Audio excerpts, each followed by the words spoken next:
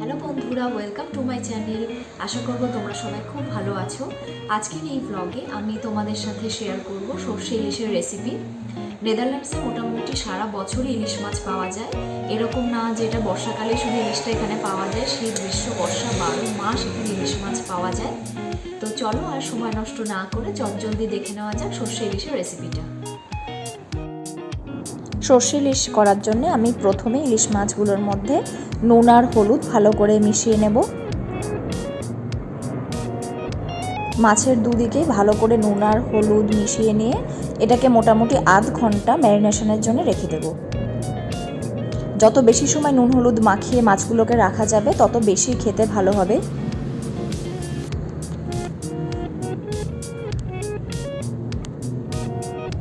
আধ ঘন্টা হয়ে গেছে, এবার আমি ফ্রাই প্যানের মধ্যে সর্ষের তেল দিয়ে দেব।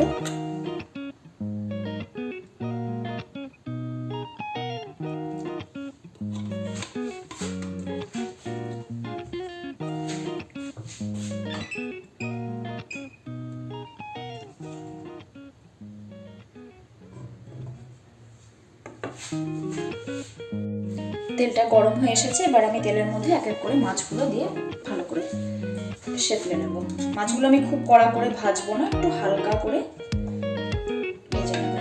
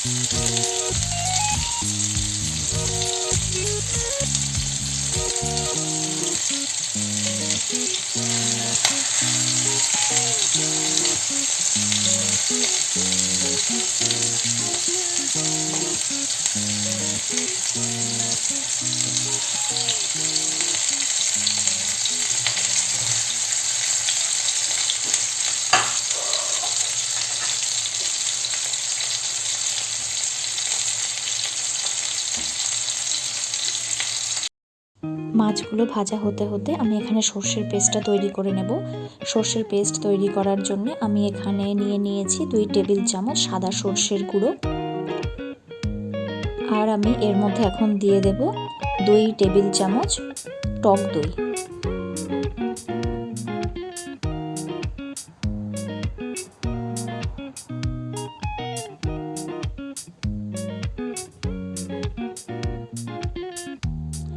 এখন এই টক দই আর গুঁড়ো সর্ষেটাকে আমি একটু উষ্ণ জল দিয়ে ভালো করে মিশিয়ে নেব। রান্নায় যখনই তোমরা জল ব্যবহার করবে সবসময় চেষ্টা করবে উষ্ণ গরম জল দেওয়ার, তাহলে রান্নার টেস্টটা খুব ভালো বজায় থাকে।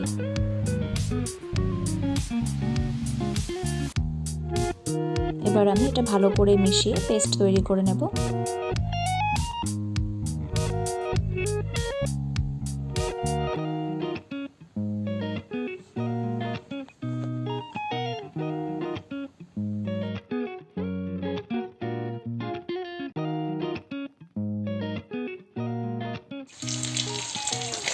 মাছগুলোকে এবার আমি আস্তে আস্তে উল্টে পাল্টে নেব।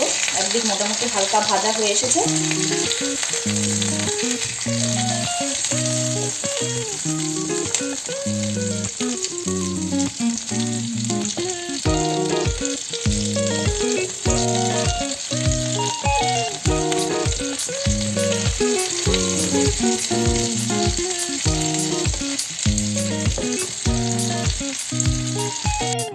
মাছগুলো সব ভাজা হয়ে গেছে।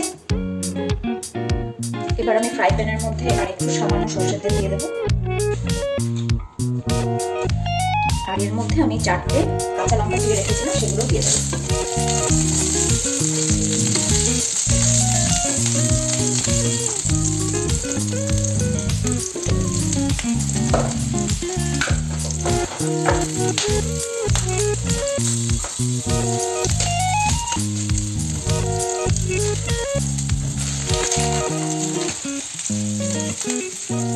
আর আমি এর মধ্যে দিয়ে দেবো অল্প একটু কালো জিরে।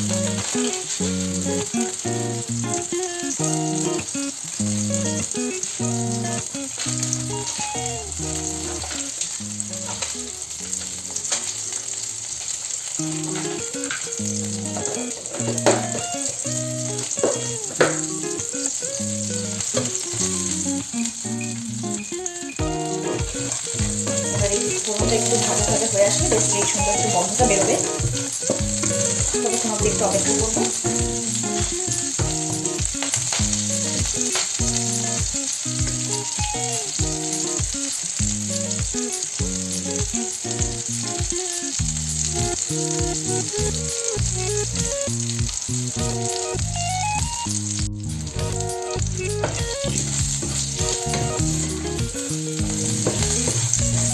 বেশ সুন্দর ফোড়নের গন্ধ বেরিয়ে গেছে। এবার আমি এর মধ্যে সর্ষের যে পেস্টটা করেছি সেই পেস্টটা আমি দিয়ে দেবো।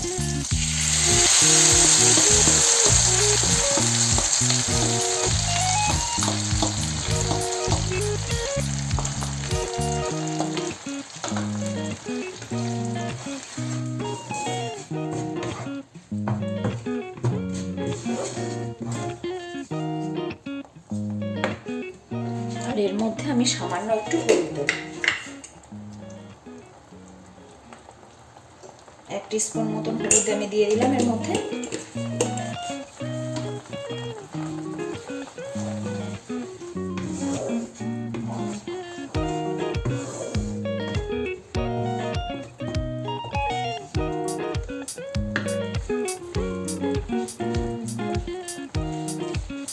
এবার আমি এর মধ্যে গ্যাসটাকে একটু কমিয়ে নেব, তারপরে আমি এর মধ্যে এক এক করে ইলিশ মাছগুলোকে দিয়ে দেব।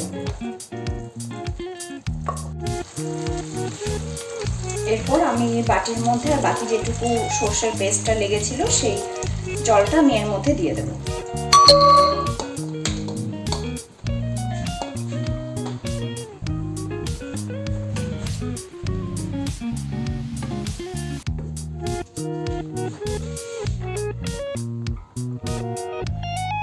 দিয়ে এবার আমি এটাকে ফুটে আসার জন্য অপেক্ষা করব। তার জন্য আমি এর মধ্যে একটু ঢাকা দিয়ে দেব। দিয়ে আমি একটু আমার ইন্ডাকশনের ফ্লেমটাকে বাড়িয়ে দেব।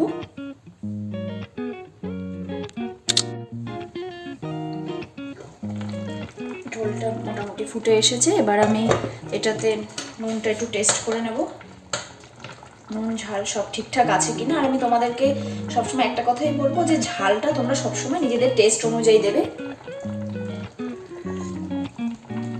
একটু নুন লাগবে এর মধ্যে।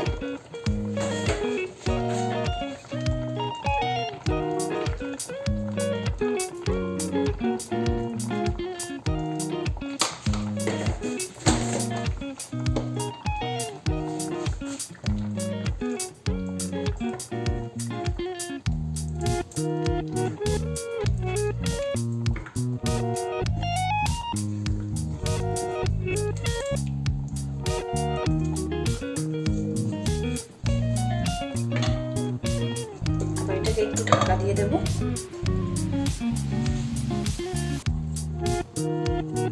আমার সর্ষে ইলিশ কমপ্লিট। তোমরা দেখলে কি করে চটজলদি সর্ষে ইলিশটা আমি করলাম। আমার রান্নাটা একদম কমপ্লিট হয়ে গেছে। এবার এই ঝোলটা তোমরা যে যার পছন্দ মতো রাখতে পারো।